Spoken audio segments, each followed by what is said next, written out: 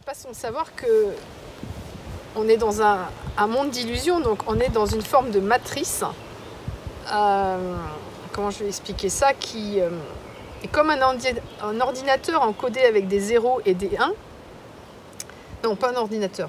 Une réalité, en fait, dont le code source comporte des 0 et des 1, des suites de 0 et de 1. Je dis ça pour simplifier, hein, c'est une image. Et imaginez que le 1, ça représente la première lettre de l'alphabet, donc l'alpha, et le 0, l'oméga. Donc l'alpha représente le début et le 0, la fin du chemin. Donc en fait, on est dans une matrice d'illusion qui nous propose, dans son code source, d'arpenter un chemin pour réunir tout ce qui nous sépare tout ce qui sépare le 0 du 1, finalement. Parce que tout ce que vous voyez, c'est soit 0, soit 1. Tout est polarisé dans ce monde. Il y a tout et son contraire. Un homme, il va pouvoir rencontrer une femme, son opposé au niveau du genre. Le yin trouve son yang. Le noir est en contraste l'opposé du blanc. Toutes les couleurs ont leurs couleurs complémentaires. Les signes du zodiaque ont leurs signes opposés, hein, dans le zodiaque. On est vraiment dans un monde de dualité. On a deux yeux, deux hémisphères du cerveau, deux bras. Et en fait, quand on commence à ressentir le besoin de partir en cheminement spirituel, c'est en fait que le code source nous dit, mais peut-être qu'il est temps de revenir à la source, à l'unité. Et là, tout se met en place pour essayer de retrouver cette unité en soi. Mais comment faire quand on a deux yeux, deux hémisphères du cerveau, des genres, on est soit un homme, soit une femme, et puis on a des humeurs en fonction des alignements planétaires, et donc on est constamment dans un pôle ou dans le pôle opposé. Et il faut se servir des expériences de la vie, de tous les jours, être bien présent, pour comprendre que chaque mise en tension nous montre les excès, en fait, de polarité. C'est-à-dire que certaines émotions vont nous envoyer dans un pôle ou dans son pôle contraire. Et il faut arriver à l'équilibre, tout le temps. Il ne faut jamais rejeter les situations extrêmes parce qu'elles vous montrent que vous aviez quelque chose d'extrême en vous qu'il faut arriver à lisser. Donc, quand vous avez quelque chose d'extrême en vous, vous attirez une situation extrême qui vous met dans l'inconfort, qui vous met dans une situation extrêmement opposée à votre zone de confort, pour vous dire finalement, trouve l'équilibre entre les deux parce que tu n'étais pas là où il fallait. Tu étais dans ta zone de confort, mais tu n'étais pas à l'équilibre pour retrouver l'harmonie de la source. Vous voyez comme, en fait, on est des êtres humains dans des corps adaptés à la dualité et seule votre âme va pouvoir vous guider vers une purification qui vous permettra de voir au-delà de ces oppositions, à condition que vous entamiez ce travail en vous, de voir ce qui est en opposition en vous-même. Donc ça se fait par étapes, mais néanmoins, si vous savez ce que vous cherchez, ça donne un sens à votre vie. Tout prend un sens, même les situations les plus désagréables. C'est ça l'alchimie. C'est arriver à trouver le sens de ce que vous vivez pour pouvoir passer l'épreuve. Parce que quand vous passez l'épreuve, il se passe quelque chose en vous, vous vous transformez, mais pas qu'en surface, en profondeur. Parce que n'oubliez pas, vous êtes des êtres adaptés à la dualité. Vous pouvez être confortablement installés dans la dualité, mais vous cherchez l'unité, donc il s'agit de réunifier les opposés. Et c'est ça qui fait que, à chaque fois qu'on essaye de réunir les opposés, on se trouve dans une zone d'inconfort, et il faut réussir à surpasser, à prendre de la hauteur par rapport à ce moment de tension, pour pouvoir retrouver son axe, son équilibre. Et parfois, ça demande de passer par des nuits noires de l'âme, comme on dit, ou des moments où même votre corps va vous donner l'impression de vous lâcher physiquement. Mais néanmoins, plus vous lâchez mentalement, plus vous ouvrez votre cœur et plus le corps reprend sa route et se fortifie parce qu'il passe les moments de métamorphose. Alors, dans le couple flamme jumelle, on fait de l'alchimie du couple. Donc ces moments d'inconfort, ils se présentent très souvent. C'est pour ça que on communique sur le sujet pour expliquer à ceux qui se sentent le courage d'arpenter ce chemin à deux, ce que ce chemin leur demande réellement comme sacrifice et vers quoi il les emmène. Moi, en fait, quand tu parles de l'alpha à l'oméga, ça me fait forcément penser à un chemin à parcourir, et on l'a écrit un peu dans le prochain livre qui sortira sur le tarot.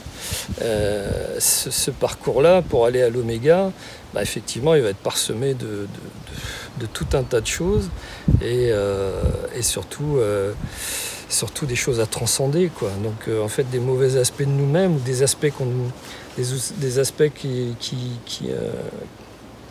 entravent notre chemin. Donc ils ne sont pas toujours faciles à voir, mais peut-être que dans ce chemin flamme jumelle, c'est une chance finalement que l'autre puisse vous le montrer, quoi, puisse le montrer. Et nous, c'est ce que nous faisons au quotidien. Et à force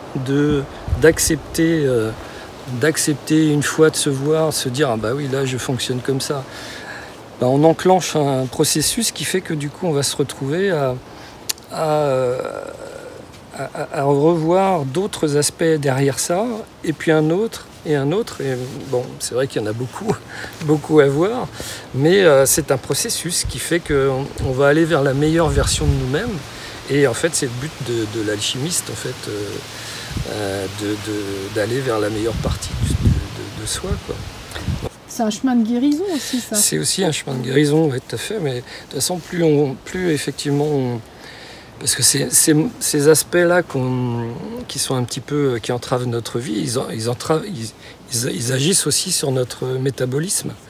Donc ça a un deuxième intérêt, c'est effectivement ça a un intérêt aussi effectivement sur notre santé, parce que forcément les nœuds énergétiques, peut-être des traumatismes assez puissants peuvent créer un traumatisme, un nœud énergétique à l'intérieur de nous qui va venir se figer sur un organe quelconque. Et ce processus-là va nous permettre petit à petit en fait de dénouer ce nœud-là. Et donc on va retrouver une santé mentale et une santé physique qui sera nettement meilleure. Bien sûr, il faut un peu de temps, mais c'est pourtant j'ai envie de dire le meilleur processus qui puisse exister. Et du coup, là, on est sur un lieu particulier pour ça, pour la guérison? Alors oui, il y a des lieux comme on l'a déjà dit, mais c'est vrai qu'il y a des lieux plus particuliers. Nous on est sur Rennes-le-Château, effectivement. C'est un lieu où effectivement là il y a des énergies qui remontent de la terre et qui nous permettent aussi de nous aider dans ce processus, quoi. Ça aide à conscientiser ce que là on n'arrive pas à voir par nous-mêmes, quoi. Et donc il y en a plein de lieux comme ça aussi en France, ou dans le monde. Et là actuellement tu es assis sur une pierre. Alors ici, oui, on est sur ce qu'on appelle le cromlech de Rennes-les-Bains. Et c'est un lieu effectivement où pareil, il y a effectivement des vibrations telluriques assez importantes. Donc voilà, c'est bien de s'y promener de temps en temps. Il y a des sources aussi? Alors il y a de nombreuses sources dans la région. Et il y en a une particulière qui n'est pas très loin d'ici, un petit peu de l'autre côté là, de la vallée. Et elle s'appelle c'est la source de la Madeleine. Voilà, donc, alors c'est une source un peu particulière. Elle a de nombreux... alors c'est quoi déjà? Il y a Enfin bref, je sais plus. Mais enfin bon. Elle est voilà. ferrugineuse. Voilà. Et donc, des fois, c'est bien d'en boire un petit verre. Voilà, quand on y passe, quoi. Voilà, en tout cas, on peut se ressourcer au contact des énergies de la nature dans ces lieux pour accompagner ce cheminement spirituel de guérison de l'âme. Voilà, qui a des inconvénients, mais aussi l'avantage de nous donner, de nous permettre de profiter de cadeaux sur tous les plans, quoi, physique, émotionnel, spirituel, mental. La nature nous apporte aussi, c'est important aussi de se connecter, de se promener dans la nature pour pouvoir décharger un petit peu toutes les énergies qui nous traversent dans la journée, voire dans la semaine, quoi.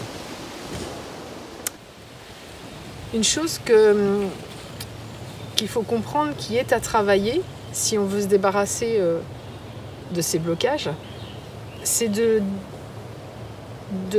chercher en quoi les ascendants lunaires de chaque partenaire peuvent être un frein sur leur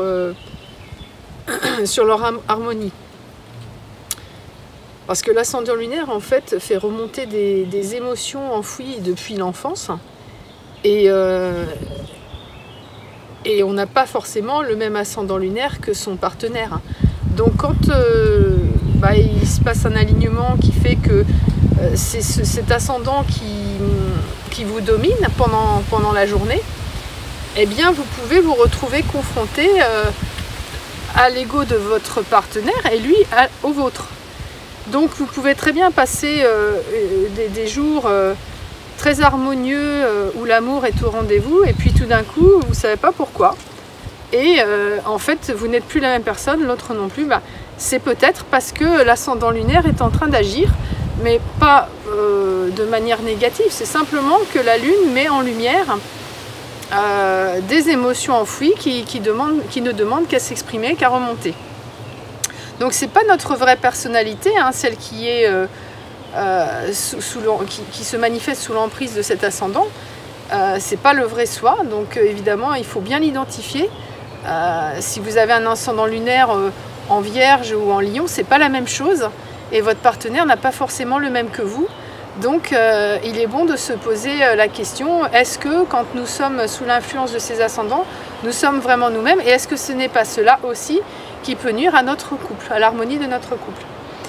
C'est ça l'alchimie, quand on dit équilibrer les 4 éléments, c'est aussi savoir quand les signes qui sont des signes de terre, des signes d'eau, des signes de feu ou des signes d'air vous influencent, est-ce que vous êtes en déséquilibre ou pas? Alors une petite astuce aussi, il faut savoir que quand vous êtes en cheminement spirituel depuis un long moment, il est très possible que le calcul de l'ascendant lunaire doivent se faire en astrologie sidérale, c'est-à-dire pas l'astrologie occidentale où vous déterminez dans quel signe est votre lune de naissance. En sidéral, il faut tenir compte de la précession des équinoxes et de la position de l'astre, donc de la lune, par rapport aux étoiles, aux constellations. Parce que cela peut vous donner un signe totalement différent, avec un élément totalement différent. Je donne un exemple, vous pouvez très bien être poisson en ascendant lunaire tropical, et en fait être Verseau en ascendant lunaire sidéral. Donc il faut le savoir, voilà. Voilà, donc je voulais vous dire ça parce que c'est un travail qu'il est bon d'entamer si vous vous posez des questions et que vous voulez vraiment retrouver l'harmonie tout en travaillant l'alchimie de votre couple. Des problèmes que peuvent poser les troubles autistiques dans le couple et donc en alchimie du couple, puisque sans le savoir, des personnes qui ont développé ces troubles, quel que soit leur niveau d'autisme, peuvent ensuite, lors de leur relation, avoir du mal justement à lever les implants et à se débarrasser des comportements qu'ils ont mis en place dans leur vie, lors de leurs plus jeunes années, pour contrer ces troubles autistiques. Alors justement, en alchimie du couple, c'est vraiment pervers parce que l'homme ou la femme qui souffre de ces troubles peut avoir une hypersensibilité et donc se trouver super attiré par l'autre, mais néanmoins avoir plein de blocages à faire sauter liés à ces troubles autistiques. Par exemple, imaginez-vous que pour rentrer dans le monde du travail, vous ayez dû vous forger une carapace. Cette carapace peut vous empêcher de vivre pleinement le couple en pleine conscience. Donc, je le transmets parce que j'ai eu le cas dans les consultations de personnes qui préfèrent se séparer que de remettre en question leur zone de confort. Et c'est dommage parce que cette alchimie de couple, lorsqu'on trouve une âme qui est l'exact effet miroir de nous-mêmes, eh bien nos deux âmes pourraient s'élever au-dessus de ces contraintes si les égos se taisaient. Donc le but pour ces personnes, ce serait de faire taire l'ego, mais aussi d'aller en profondeur, creuser quels sont les mécanismes de défense que ces troubles autistiques ont créés. Sans ça, vous risquez de reprocher à l'autre, et l'autre risque de vous reprocher des comportements qui en fait sont vitaux pour vous, qui relèvent de la survie dans le monde de la 3D. Donc si vous avez mis en place des comportements qui vous paraissent vitaux, c'est-à-dire que sans ces carapaces, vous avez l'impression que pour parler de manière plus commune, vous avez l'impression que vous allez vous faire bouffer dans le monde. Si vous n'adoptez pas ces comportements, eh bien la sensibilité que l'autre a perçue chez vous et qui l'a attirée en vous peut ensuite ne pas être présente, ne pas se manifester et vous risquez de faire fuir l'autre.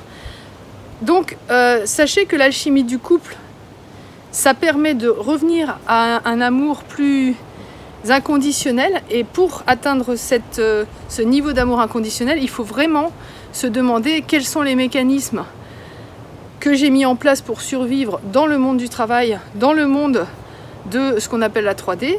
Et maintenant que j'aborde un cheminement spirituel pour aller vers ce qu'on appelle la 5D, donc le cinquième règne, l'homme spiritualisé, eh bien ces comportements, il faut vraiment les identifier parce qu'ils n'ont plus lieu d'être. Donc là, ce qu'il faut savoir, c'est qu'il y a peut-être un facteur à prendre en compte, c'est que l'hypersensibilité des deux personnes les a conduites à mettre en place des carapaces pour pouvoir affronter le monde. Or, l'amour inconditionnel ne supportant aucun compromis, les deux personnes, pour se trouver en alchimie du couple, elles vont devoir faire sauter ces carapaces. C'est là que j'ai envie de dire le bât blesse, c'est que en général, ils se comportent dans ces moments-là, quand ils sont cachés derrière leur carapace, comme deux cow-boys en train de se tenir, en train de faire un duel. Hein. Chacun pointe un revolver sur l'autre et dit t'as qu'à jeter ton arme et moi je jetterai la mienne. Mais ce qui se passe, c'est que ça marche pas comme ça.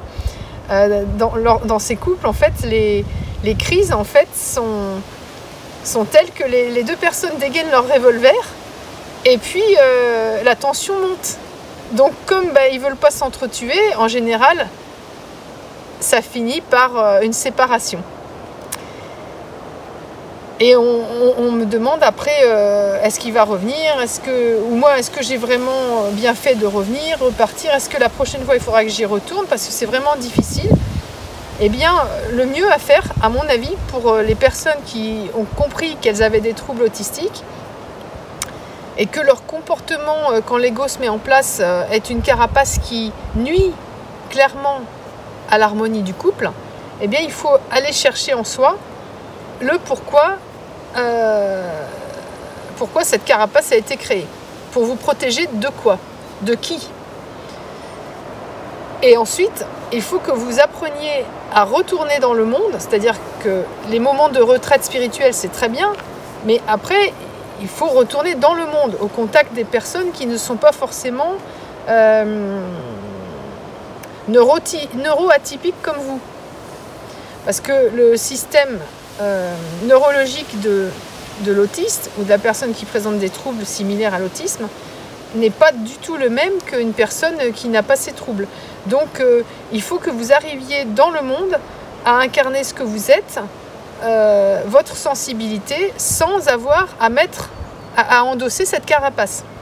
Si vous y parvenez, forcément, votre âme jumelle ou l'âme sœur qui se présente n'aura pas envie de fuir, puisque elle reconnaîtra la même sensibilité chez vous que chez elle, et donc vous pourrez vivre l'alchimie du couple de manière plus consciente et harmonieuse.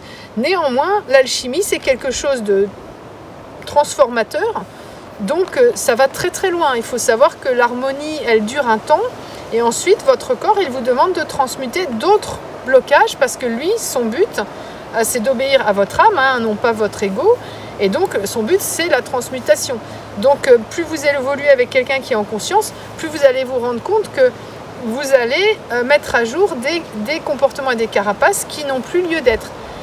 Si vous entrez dans ce processus avec quelqu'un, il faut savoir que c'est un processus très long, qui est illustré notamment par les arcanes majeurs du tarot. Hein. Le tarot présente un chemin de transformation par étapes. On en a parlé dans notre livre, et le prochain développera ces idées, le prochain qui sortira en 2026. Et donc ce chemin qui est montré dans les arcanes du tarot illustre parfaitement l'alchimie que les deux personnes qui vivent le couple que l'on dit flamme jumelle ou âme jumelle se font en fait expérimenter.